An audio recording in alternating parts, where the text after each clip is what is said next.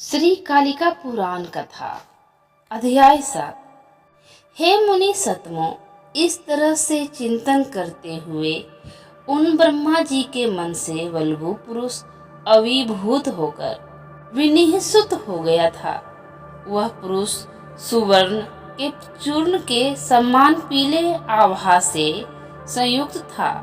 परिपुरुष उसका वक्ष स्थल था, सुंदर नासिका थी, सुंदर सुडौल उरु जघाओं वाला था, नील वेष्टित केसर वाला था। उसकी दोनों भौहें जुड़ी हुई थी। चंचल और पूर्ण चंद्र के सदृश मुख से समन्वित था। कपाट के मूल विशाल हृदय पर रोमावली से शोभित था। शुभ्र मातंग की सूढ़ के समान पीन तथा विस्तृत बाहुओं से संयुक्त था।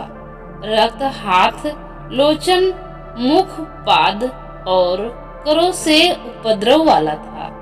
उस पुरुष का मध्य भाग छीन अर्थात कुश था। सुंदर दंतवाली थी।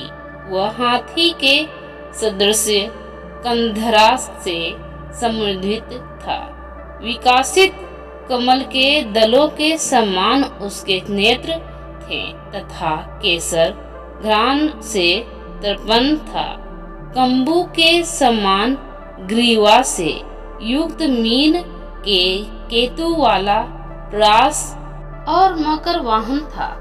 5 पुरुषों के आयुधों वाला वेगयुक्त और पुरुषों के धनुष से विभूषित था। कटाक्षों के पात के द्वारा दोनों नेत्रों को भ्रमित करता हुआ परम कांत था।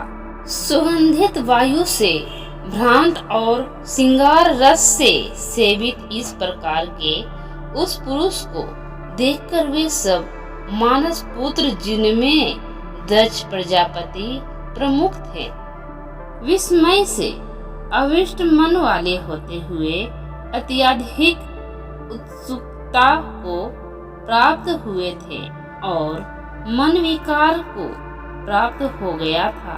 वह पुरुष भी जगतों के प्रति और सृष्टि की रचना करने वाले ब्रह्मा जी का अवलोकन करने को विनम्रता से नीचे की ओर अपनी कंधरा को झुकाकर प्रणाम करते हुए बोला। पुरुष ने कहा, हे ब्राह्मण, मैं अब क्या करूं? जो भी आप करवाना चाहते हो उसी कर्म से मुझे नियोजित कीजिए। हे विधे, वह कर्म नियोजित हुए जिसके करने से शोभा होती है।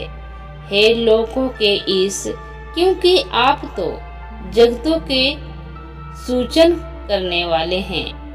अतएव जो भी योग अभिधाम हो, स्थान हो और जो मेरी स्त्री हो, वही मेरे लिए दीजिए। मार्कंडेय मुनि ने कहा, उस महान आत्मा वाले पुरुष के इस रीति वाले वचन का श्रवण करके अपनी ही सृष्टि से अत्यंत विस्मित होकर एक क्षण तक कुछ भी ब्रह्मा जी ने नहीं कहा था।